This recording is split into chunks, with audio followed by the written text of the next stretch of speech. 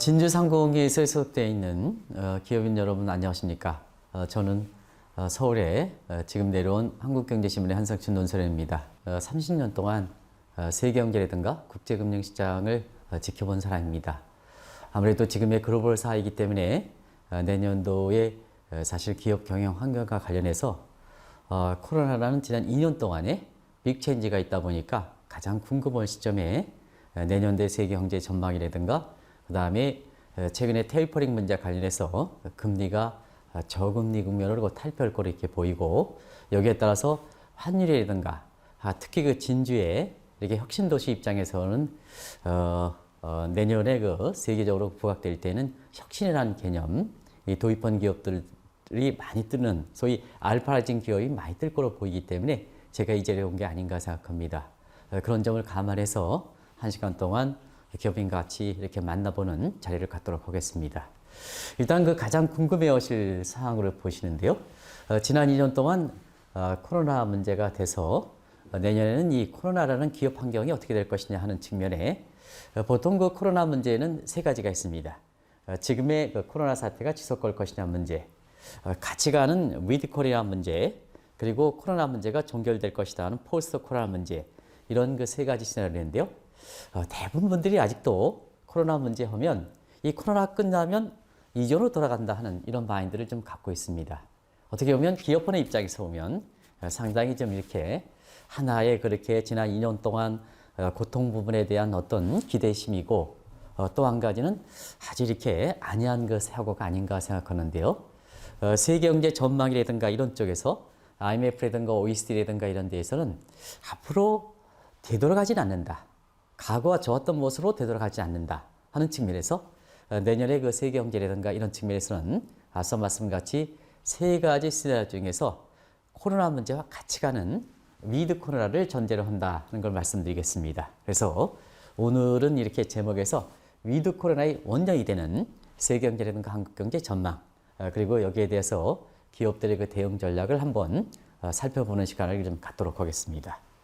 아시겠습니다. 이 코로나 문제는 아마 기업인들도 깜짝 놀랐을 겁니다. 우리가 이 문제가 터졌을 때 한국경제라든가 기업에 피부적으로 와닿았을 때가 작년 그 2월 이후인가 아닌가 생각합니다. 통상적으로 주가는 경제 실상에 반영된다. 하지만 작년에 그 2월 중순에 주가가 한순간에 2200에서 1450질 떨어질 때 그게 한 달이었었거든요.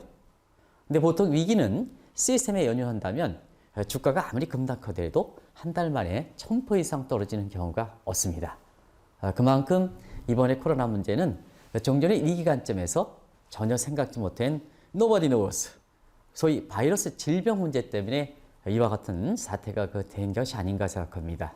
그래서 종전에 생각할 수 없었던 이러한 위기다 보니까 이렇게 기업인께서 종전에 많은 이런 강의를 통해서 들었던 대학 교수의 이론이라든가 관습이라든가 규범이라든가 또 기업 내부적으로 갖고 있는 여러 가지 경험에 의해서 설명할 수 없는 현상이다 보니까 사실상 어떠냐, 기업의 명암이 갈린 겁니다.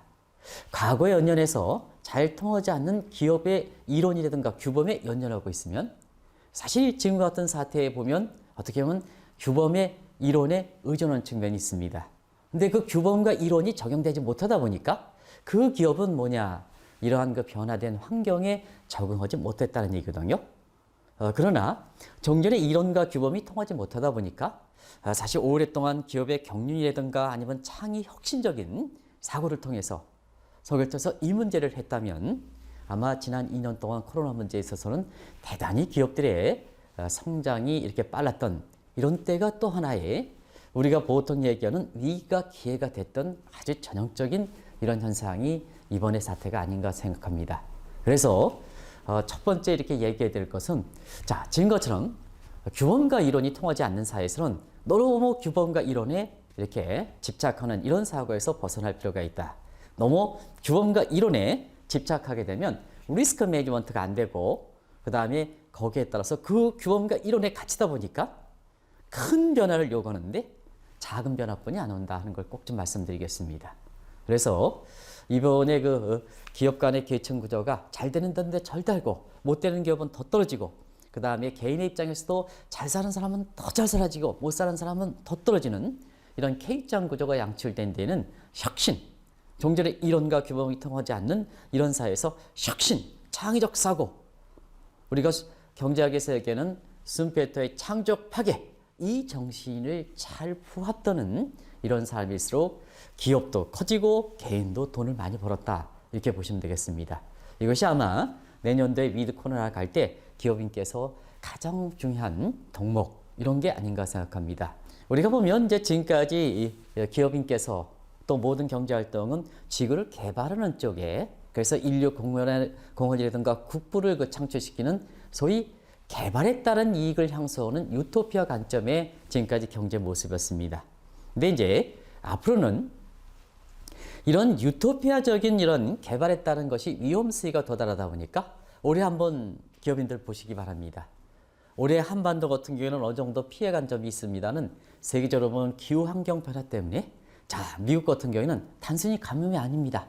앞에 그레이트라는 부르셨습니다. 대가뭄, 대홍수, 대태풍, 이런 그레이트라 필 만큼 사실 올해는 이러한 그 인류가 너무 개발함에 따른 그 위험수를 초월함에 따라서 사실 그거에 따라서 지구가 몸살을 떠는 이 과정이기 때문에 앞으로는 새로운 기업의 창출이 개발에 따른 것보다는 지구를 보존하는 것에 따른 비즈니스가 새롭게 창출하는 것이 내년의 원년이 되지 않냐 생각합니다. 그런 측면에서 앞으로는 디스토피아, 유토피아에서 디스토피아라는 얘기가 많이 이렇게 불거질 것이 아닌가 이렇게 보고 있습니다. 또 한 가지 관점에서 많은 분이 이런 얘기를 합니다. 자, 종전에 생각할 수 없었던 또 규범이었던 또 상공회의를 통해서 많이 배웠던 이런 이론들이 통하지 않다 보면 어떻게 할 것이냐, 어떻게 할 것이냐. 위험이 닥칠 때는 내가 배웠던 이론으로 풀어놔야 되는데, 근데 이것이 그 이론이 적용되지 않는다 하는 이 측면이거든요. 이게 사실상 리스크 매니지먼트인데요. 위험 관리는 국가 차원에서 그것이 경제 정책이고, 기업 차원에서는 기업 경영이 되는 거고, 개인 입장에서는 사실 그것이 재테크입니다. 위험이 없을 때는 사실상 뭐냐, 경영자가 필요가 없습니다. 그리고 기업 간의 편차가 낮지도 않습니다. 확신한 세계에서는. 근데 그게 이론이 통하지 않다 보니까 내년에는 그 이런 리스크 매니지먼트를 어떤 관점에서 할 것인가 하는 이 측면을 한번 생각해 보는 시간을 갖도록 하겠습니다. 사실 이번에 코로나 사태는 바로 테일 리스크 내지는 롱 테일 리스크, 어쩌다 한번 someday sometimes 어쩌다 한번 발생하는 위험입니다. 근데 기업인께서 빈번한 위험에 대해서 빈번한 대책을 간 거기 때문에 그 문제에서 기업 간의 편차는 없는 겁니다. 다 대책을 세워놓기 때문에. 근데 코로나 사태처럼 대책을 세워놓지 않았을 때는 이 문제가 범세계적인 팬데믹 문제를 닥쳤을 때는 그것이 뭐냐, 기업의 명함을 완전히 갈려주는 거다 하는 걸 말씀드리겠습니다. 그래서 앞으로는 유토피아에서 디스토피아, 저와 윤회에 있는 이론이 정하지 않다 보니까 시청자분들도 그 다음에 기업인들 입장에서도 요 테일리스크 부분에 대해서 버리면 안 된다. 어쩌다 한번 발생하니까 버리면 안 된다 하는 이런 리스크적인 인식이 굉장히 필요하다는 걸 말씀드리겠습니다.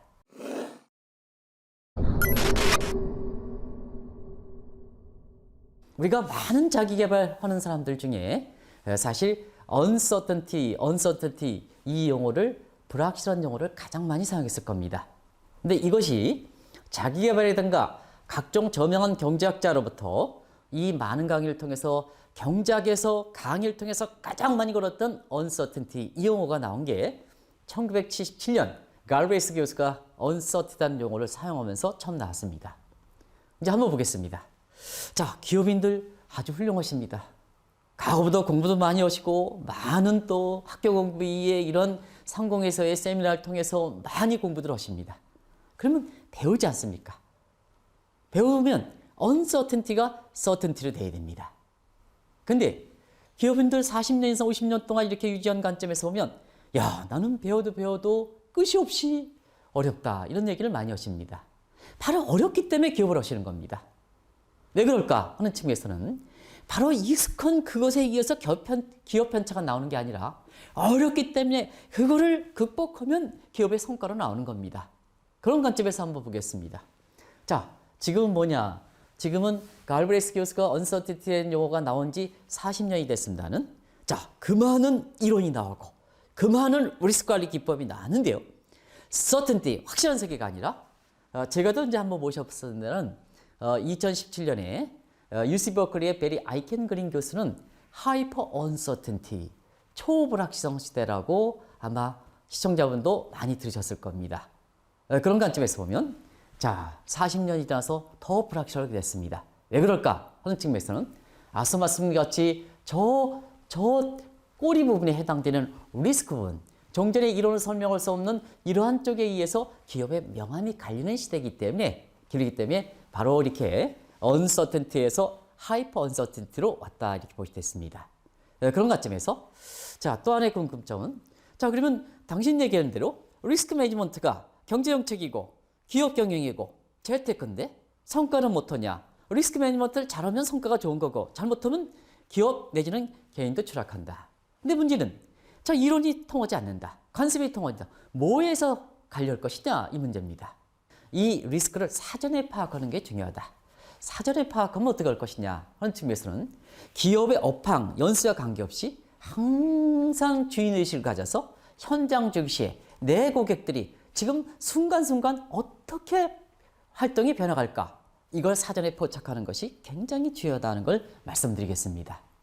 어떤 분 그렇습니다. 기업이 뭐냐, 기업이 지방에서 그래도 40년, 50년 하면 자, 기업이 되겠지 이러고 기업이 오랫동안 가면 전문적인 고객이라든가 이런 게 축적되어 있기 때문에 경영이 뭐냐 하면 안이한 정신을 많이 갖습니다.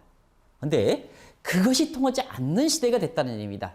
그것이 통하지 않는 시대가 되니까 항상 기업의 창립 역사와 관계없이 업황과 관계없이 항상 캔드 정신, 초심을 갖고 있어야 된다는 얘기입니다. 초심을 갖고 있어야 됩니다.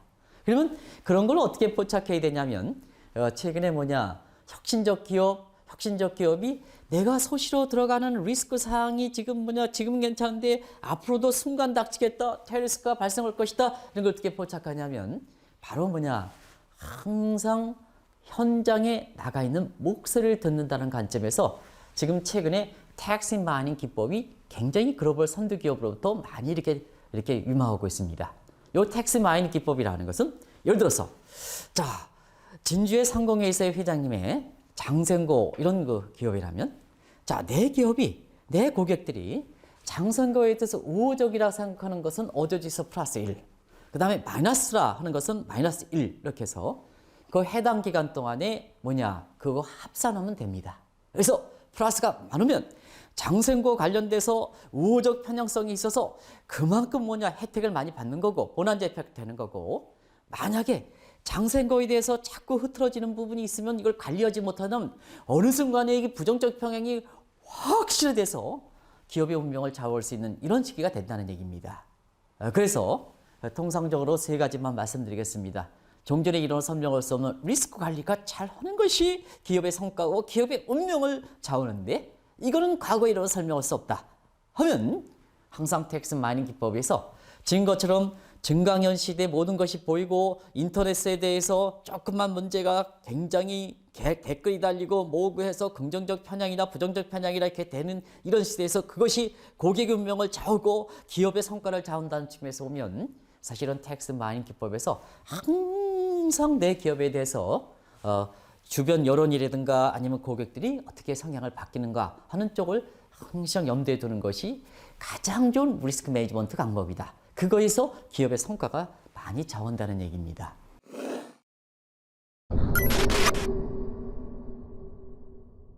지금 기업인들이 진지해서 어렵다, 노조 문제를 어렵다 해도 어디 나가시겠습니까? 중국 나가시겠습니까? 베트남 나가시겠습니까? 그것이 얼만큼 시장의 개척이라든가 비용을 절감하는데 얼만큼 도움되겠습니까? 왜 그러냐? 30초 만에 남아프리카 공화국의 얘기가 들리는 시대가 됐습니다. 과거에는 진주에서 어려우면 여기서 어려우면 중국까지 이런 마인드를 갖고 있습니다. 네, 지금은 글로벌라이제이션이라는 말을 잘 쓰지 않는다. 오히려 글로벌의 속도가 많이 줄고 있습니다. 그래서 슬로우 플러스 슬로벌라이제이션이라는 표현을 쓰고 있습니다. 아니면 아예 탈글로벌라이제이션 표현을 쓰고 있습니다. 이게 지금의 오프라인 상황에서 세계 모습이다. 오히려 지금은 미국이라든가 한번 보시기 바랍니다. 자, 글로벌 관점에서 효율적 관점에서 아무리 이렇게 반도체에 생산하는 부분이 자, 과거에는 설계라든가 이런 부분에 고부가치만 하고 재결치의 효율성 방식에서 나머지 부분의 설비는 한국에 맡기고 중국에 맡기고 그랬습니다. 근데 지금 뭐냐? 자, 반도체 칩 하나가 조달되지 않으면 현대자동차 자동차를 못 만듭니다. 이런 시대가 됐습니다. 자, 지금은 글로벌의 속도가 아주 슬로우, 둔화되거나 아예 글로벌이 탈글로벌되고 있습니다. 그래서 어디 가서 글로벌이라는 표현을 쓰지 마시기 바랍니다. 그래서 내가 있는 진주에서, 내가 있는 한국에서 모든 것은 뭐냐? 역량을 발휘해서 한국에서 성과를 내지 못하면 다른 나라 가서도 성과를 못 내는 이런 시대가 지금 전개됐다. 이렇게 보시면 되겠습니다.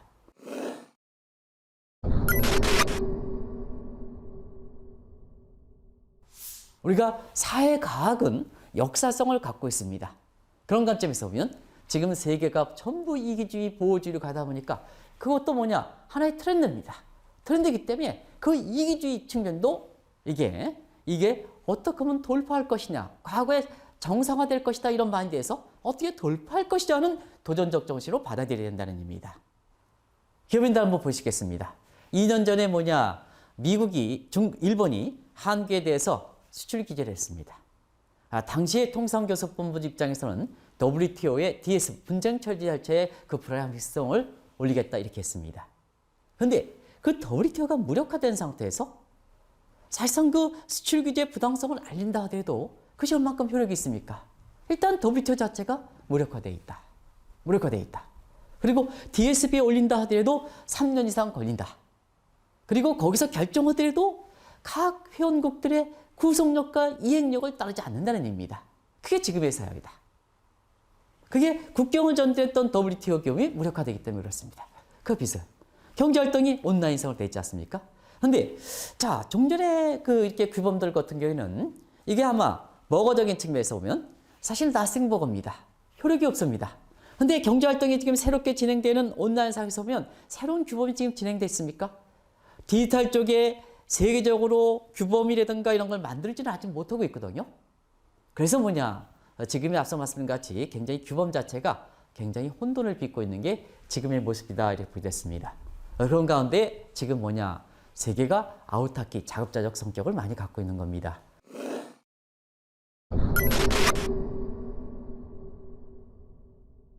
어떤 기업인이 그런 얘기를 합니다. 과거 마찬가지로 지금 핵심적인 건 내가 담당하고 나머지는 전부 준다 하는 아웃소싱 개념을 도입하고 있습니다. 근데요, 지금은 뭐냐? 현대차가 반도체 칩 하나에서 현대가 40년, 50년 동안 차를 못 만드는 시대입니다. 그런 관점에서는 앞서 글로벌적인 측면에서는 과거에 밖에 나갔던 업쇼링에서 지금 다 기업이 불러들이는 리쇼링과 함께 기업 차원에서는 자, 아웃소싱, 핵심만 남겨놓고 나머지는 전부 준다 하는데 지금은 하나 때문에 문제된다. 그래서 전부 인서싱 하는 개념으로 바뀌고 있는 것이 지금의 기업 경영 환경이다 하는 걸 꼭 좀 말씀드리겠습니다. 그리고 또 한 가지는 지금은 익숙한 것으로 하면 안 됩니다. 앞서 말씀같이 익숙한 것에 의해서 기업 편차가 되지 않지 않습니까? 그런 과정에서 내년대는 뭐냐? 익숙하지 않은 걸 하셔야 된다.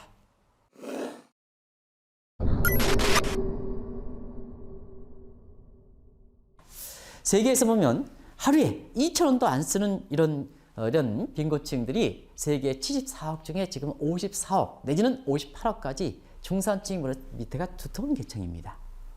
그러면 이런 사람들 같은 경우에는 인구도 많고 또 자기 소득 대비해서 소비를 많이 합니다. 자, 밑에 계층 보세요. 자기가 소득주 적지만 다 대부분 소비합니다. 그러면 시장 사이즈를 보겠습니다.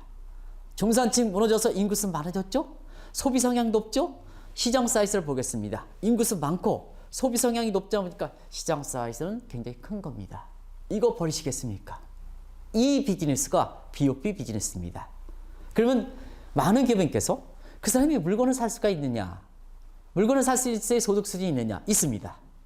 자기 자신적인 측면에서는 자, 소득이 적다 하더라도 경제에서는 K자 구조지만 자, 민주주의는 경제와 정치 간의 민주주의는 1인 1표주의입니다. 그러면 기업인께서 사실상 내가 대통령에 나가신다 하면 어디를 지향하시겠습니까? 부유층을 지향하시겠습니까? 밑에 계층을 지향하시겠습니까? 1인 1표주의에서는 밑에 계층을 지향하는 겁니다.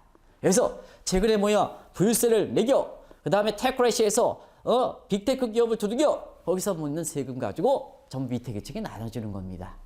그러다 보니까 이런 계층들이 구매력이 따르다는 얘기입니다. 그래서 내년도에는 익숙한 기업으로 탈피하라. 매니지먼트도 익숙한 그룹 탈피해야 되지 않느냐 하는 측면에서 뉴 비즈니스도 여러분이 생각해 익숙한 그룹 탈피해라. 그래서 알파라이딩 인더스트리, 종전에 볼 수 없었던 새로운 사업군을 하시고 그 다음에 아예 종전에 소홀히 했던 이런 사업들을 하셔야 내년에 기업이 굉장히 성장할 수 있다는 얘기를 꼭 좀 말씀드리겠습니다.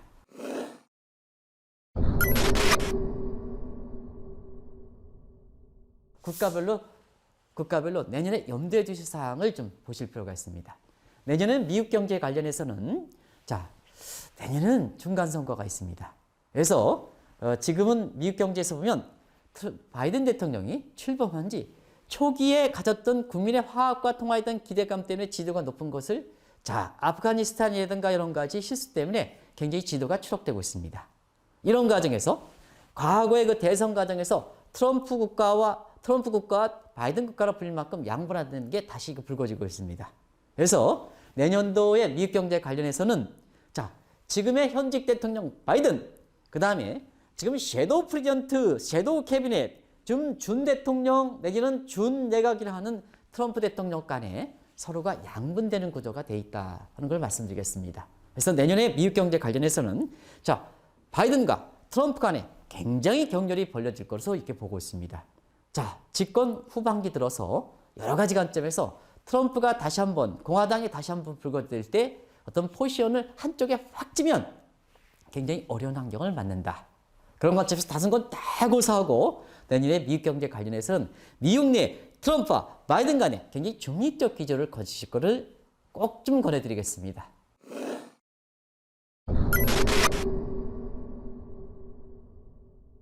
내년에 유럽은 상당 보수적으로 접근하실 필요가 있다는 것을 꼭 말씀드리겠습니다. 올해 영국이 EU를 탈퇴했습니다. 실제로 보면 2010년 6월 달에 결정됐습니다는 올해 완전히 탈퇴했습니다. 근데 지금은 앞서 말씀드린 같이 이기주의입니다. 통합하기 어렵습니다. 통합하기 어렵다 보니까 유럽이 깨지고 있습니다. 내년에 폴란드가 사실상 영국에 의해서 다시 한번 유럽의 이렇게 유럽에서 탈퇴할 거로 보고 있습니다. 그래서 포렉스 문제가 나오고 있습니다. 그리고 또 한 가지는 유럽이 어려운 가운데 난민이라든가 그런 문제인데 유럽의 통합을 이끌고 유럽 경제를 이끌었던 게 독일의 메르켈 총리입니다. 근데 연임 때문에 독일의 메르켈 총리가 이제는 뒷전에 나가셨습니다. 누가 들어왔습니까? 슐트와 같은 연합 좌파적인 성향을 갖고 있습니다. 그래서 유럽이 분열한다 하더라도 이걸 규합시킬 수 있는 사람이 없다는 얘기입니다. 통합이 분열되면 이제는 프랑스의 원산지 규정, 독일의 원산지 규정이 서로 달리 적용해야 됩니다. 과거에는 통일된 규정이 딱 한쪽만 적용하면 되는데 지금 유럽의 원산지 규정, 프랑스 원산지 규정 하기 때문에 경우에 따라서는 국내 기업이 유럽에 진출할 때는 굉장히 어려운 환경이 되는 겁니다.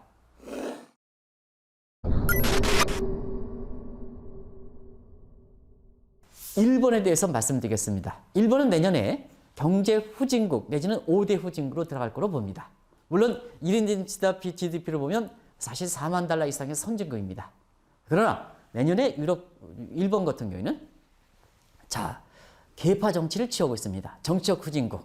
경제정책도 따라가지 못하고 있습니다. 경제정책 후진국. 젠더 문제도 그렇습니다. 세계적으로 보면 남녀 간의 차별이 가장 심한 것이 지금의 일본입니다. 그리고 국가 채무도 상당히 많습니다. 그리고 무엇보다도 일본은 세계적 흐름을 쫓아가지 못한 글로벌 후진국입니다. 그래서 너무 일본에서 경제관계를 높게 하지는 마시기 바랍니다.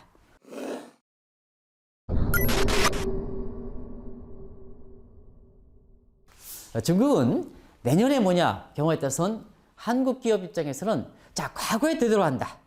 중기 성장 전략이 수출 정책에서 쌍순환의 내수로 바뀌고 있습니다. 홍색 공급망에서 중국 자국 중심으로 되고 있습니다. 그리고 시진핑이 모택동과 동시아픈 시황제 기회를 대고 있습니다.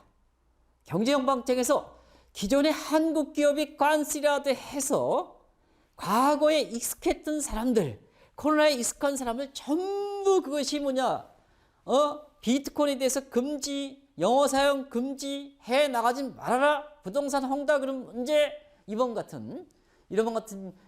베이징 증권거래소를 설립해서 기존의 상하이라든가 심천에 같은 이런 자금들을 철폐하는 문제에서 한국의 이렇게 진주의 기업인 입장에서 과거에 구축했던 관세에 의한 관료 조직들 이걸 전부 배척하는 모습이 되고 있습니다. 이제는 중국은 생산 기지로 생각하지 마시기 바랍니다. 중국을 생각할 때는 이제 중국은 내수 시장입니다. 인구가 14억 인구에서 이제 1인당 GDP가 $10,000 이상 구매를 갖춘 시장입니다. 그러면 중국의 성장 전략이 내수로 바뀌었으니까 이제 중국의 생산 코스트를 낮게 하는 생산 기지로서 우리가 생각하지 마시고, 그 다음에 소비시장을 겨냥하는 이런 쪽으로 완전히 중국에 대해서 새로운 마인드로 접근하실 필요가 있다는 걸 말씀드리겠습니다. 올해 중국이 전부 모든 것이 바뀌었습니다. 그런 관점에서 이번에 코로나 문제 정상화되면 중국의 과거에 내가 사귀었던 친구가 나를 반영했지, 반스진핑 계층. 그래서 중국의 신진 세력을 부각되기 어렵다는 얘기입니다. 그래서 새로운 마음으로 중국에 대해서 접근하실 것을 권해드리겠습니다.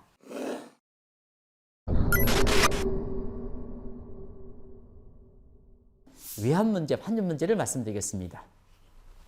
코로나 사태, 진주상공님께서 사실 여러 가지로 환율에 대해서 피해를 보신 분이 상당히 많습니다.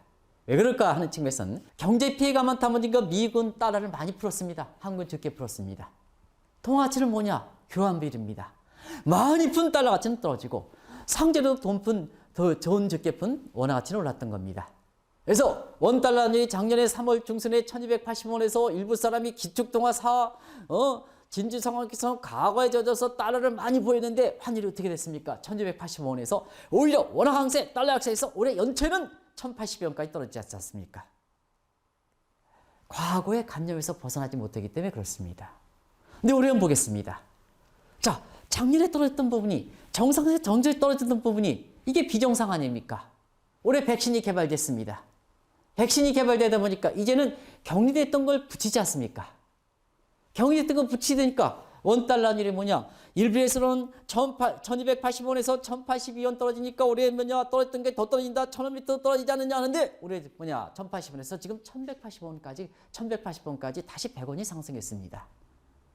그런 관점에서 종전에 우리가 알고 있었던 이런 것이 통하지 않는 뉴노멀 소사이티에서는 새로운 방식으로 접근해야 된다는 것이 앞서 강조했던 부분입니다. 환율도 똑같습니다. 지금은 보면 내년 사업계획 환율은 한 달러당 1160원, 70원 정도 하면 되지 않느냐.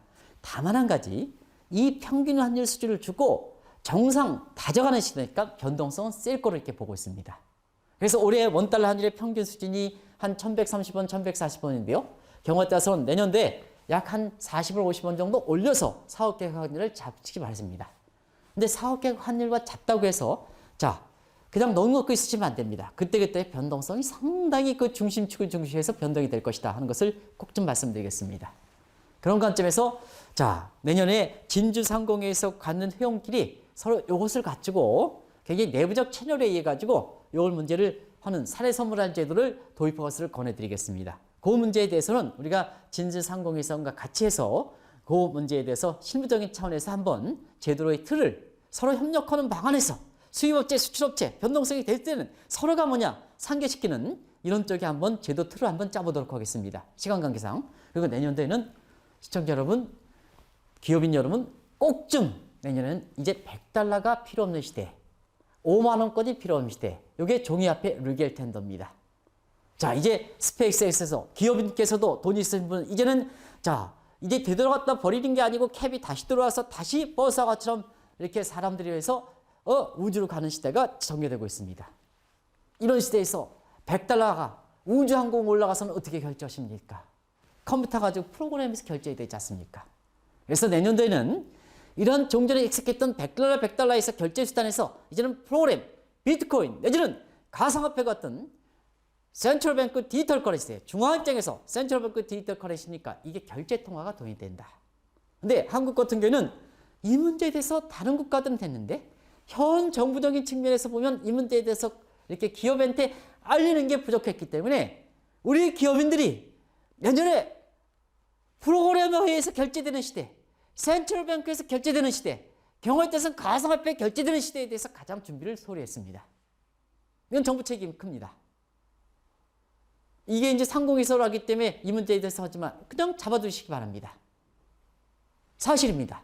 근데 이 문제에 대해서 내년도에는 이제는 100억 달러, 100달러 내지는 5만 원권이 경우에 따라서는 사용빈도수가 적은 시대가 전개된다는 얘기입니다. 그 어떻게 될 것이냐 하는 것을 꼭 좀 인식을 정부가 그 차원에서 마련하지 못해도 나는 기업에 나가야 되는 입장이니까 그 문제에 대해서 꼭 좀 이렇게 인식을 제고하실 필요가 있다는 것을 말씀드리겠습니다. 그리고 내년도에는 자, 원자재가 기업의 경기적 측면과 관계없이 세경기적인 측면에서 관계없이 내년에는 대체로 원이라든가 구리라든가 철강 같은 경우에는 굉장히 높은 시대가 된다. 왜냐? 이걸 무기화, 앞서 말씀같이 각국이 이기주의이지 않습니까? 나쁜 게 아니다. 다른 국가들이 모두 이기주의면 쫓아가야 되는 거다. 그게 기업 환경이다. 자꾸 세계주의 관점에서 이기주의는 나쁘다. 자, 안 쫓아가는 겁니다. 근데 쫓아가야 된다는 얘기입니다. 그런 관점에서 이기주의를 나타나는 것이 뭐냐? 세계경제와 관계없이 각종 자기가 갖고 있는 부존자, 그것도 희귀한 자본일수록 무기화시키는 겁니다. 그래서 세계경제와 관계없이 이번에 요소수 사태 한번 파지기 바랍니다. 요소수 경우에 따라서 과거에서 아무것도 생각하지 못해요. 그것이 국가 전체를 지금 마비시키고 있지 않습니까? 그런 과정에서 내년에는 내년에 세계경제 성장률이 둔화되다 보니까 원자재 가격이 둔화된다 이런 쪽으로 전망하는 게 과거의 관념입니다. 근데 지금은 이기주의이기 때문에 희귀한 부존자일수록 무기화시킬 수 있는 거 아니겠습니까? 그런 거에서 그 원자재 가격이 고공행진이 지속된다고 됐습니다. 그런 과정에서 두 가지만 말씀드리겠습니다. 기업 차원에서 재고를 좀 넉넉하게 가져가실 필요가 있다겠습니다. 과거에 효율성 강조는 이런 아웃소싱 강사들을 보면 기업 재고를 이렇게 다른 데 맡기면 되지 않느냐. 그것도 중요합니다는 적정 재고 수준 이상으로 그 요소수 한 병 때문에 기업 전체가 가동을 중지시키는 이런 사태가 되면 거의 손실이 더 큰 겁니다. 그래서 재고를 좀 넉넉하게 가져가십사. 올해 같은 경우에는 대창이라든가 이런 데 구리 재고를 왕창 가져가서 계단이 그 자체로 인해서 구리 가격이 올라가가지고 대단히 그거에서 수익이 많이 발생했습니다. 이런 측면을 한번 내년도에 꼭 좀 보시겠습니다. 두 번째는 재고할 때는 진주 기업인 간의 협력 네트워크 시스템을 환관리와 함께 서로 소중하게 기브앤테이크 하는 모습이 필요합니다. 이기주의가 이기주의다. 우리가 이걸 극복하는 방법은 내부적으로 네트워크 시스템에서 하이 커런시 소사이티 아주 긴밀하게 기업인 간의 네트워크 사이를 구축하는 겁니다. 진주상공기술 토대로 해서 이런 부분에서 원자재 문제를 좀 대처하실 필요가 있다는 것을 말씀드리겠습니다.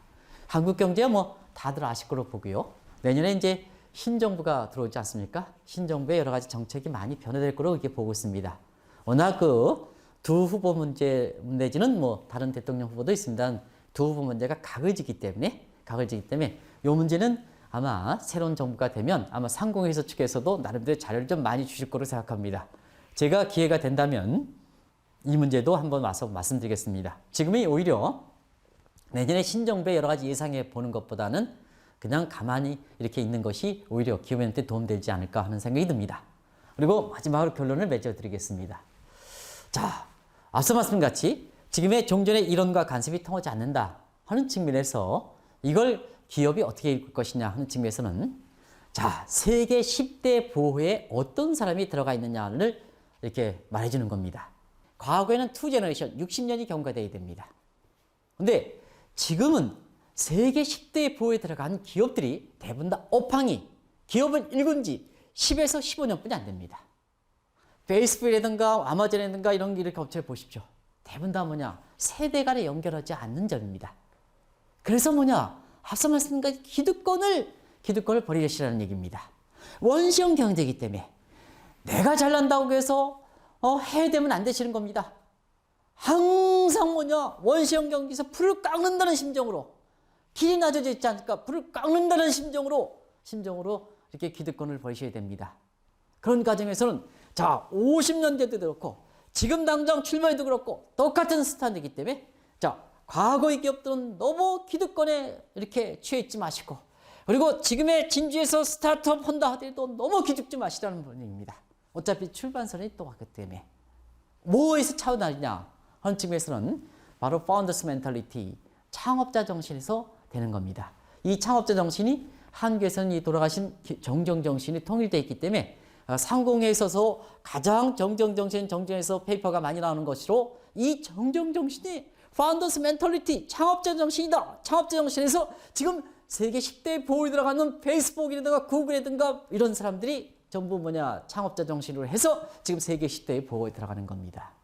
그런 관점에서는 초심을 잃지 마시기 바랍니다. 창업자 정신의 내용은 다 저보다 기업인들이 다 하실 겁니다.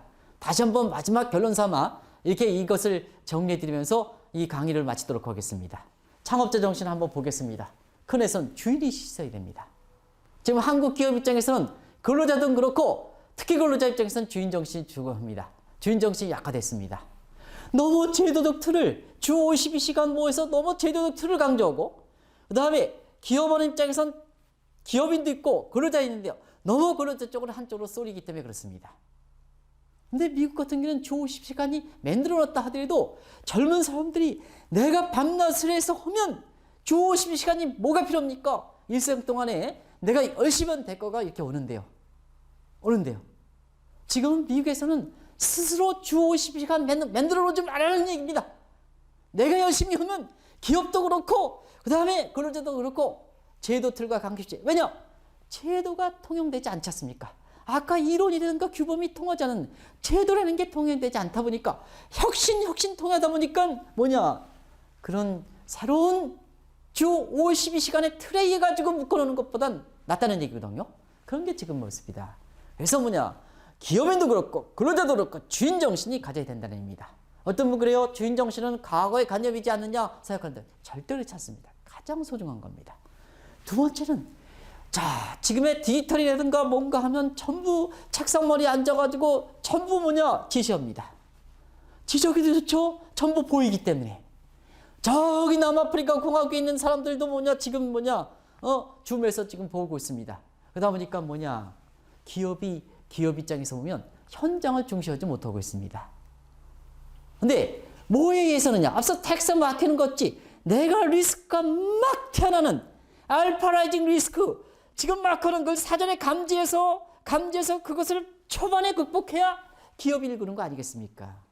그래서 지금 창업자 정신에서는 현장을 더 중시해야 된다.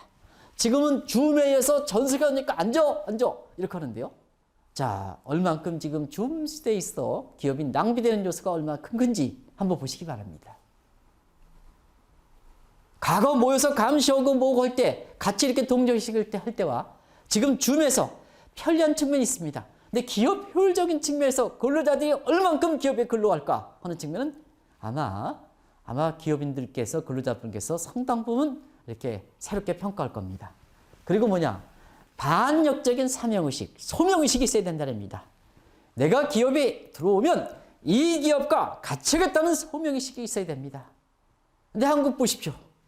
저기서 조금 내가 이렇게 오랫동안 하다가 진주에 어떤 기업이 들어왔어. 진주에 기업이 들어오면 여기 가지고 생사를 같이 해서 기업을 믿고야 되는데요. 조금 합쳐서 돈 줘줘 하면 홀딱 저쪽으로 가는 소명의식이 적은 겁니다.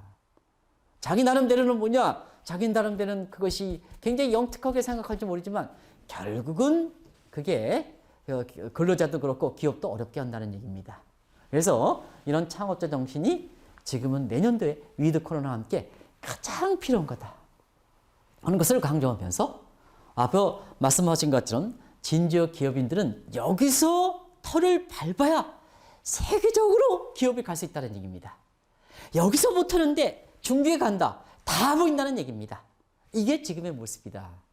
그리고 지금 진주에 소속되어 있는 기업인이 진주 상공에서 해서 네트워크를 채집을 해서 서로 연대의식을 갖고 이 어려운 그 환경을 풀어가야 이 많은 진주의 경륜과 이런 걸 공유해서 이걸 풀어가는 것이 대학에서 나오는 이론보다도 훨씬 지금의 환경을 도출할 수 있어 기업이 성장하는데 좋습니다. 이것이 바로 ESG, Environment, Social Value 문제, Governance 문제입니다. 소셜 밸류, 남도 생각해주고 그것이 뭐냐? 하나의 가버넌스처럼 이것이 내년도에 기업의 경영의 키워드로 같은 각도에서 ESG가 부각되지 않겠느냐 이것을 강조해드리면서 오늘 강의를 마치도록 하겠습니다. 고맙습니다.